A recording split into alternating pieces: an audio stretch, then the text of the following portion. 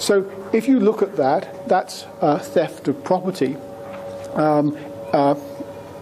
It's different with theft of intellectual property.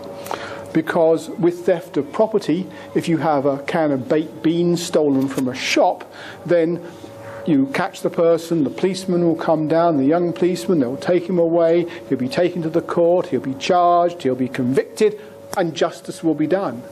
But with your intellectual property, your creative ideas, that young policeman won't help you at all, because it's all just a bit too hard to do that.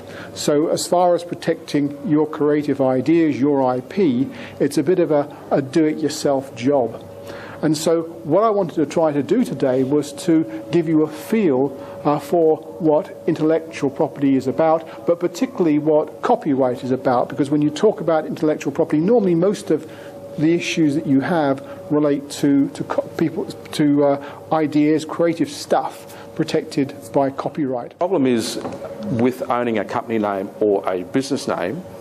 In Queensland, we have registered business names to be able to even trade. So if you call John Smith, you can trade as John Smith, but if you call John Smith Plumbing, you've got to register a business name. Correct? Mm-hmm. So if you have a company, that then covers all of Australia through async, and then you can have that, and then you can register or trade under a company name. But none of that protects the actual intellectual property or the ownership of the name itself. It's only when you apply for a trademark where you will actually own the intellectual property related to that, and that's covered under statutory law.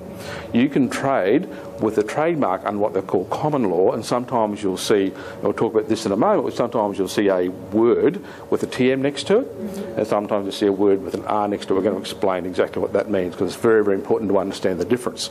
But none of those databases are linked. So when we look at trademarks, companies, business names, none of them are linked. They're all about licensing and getting a fee for existing as a business here in Australia.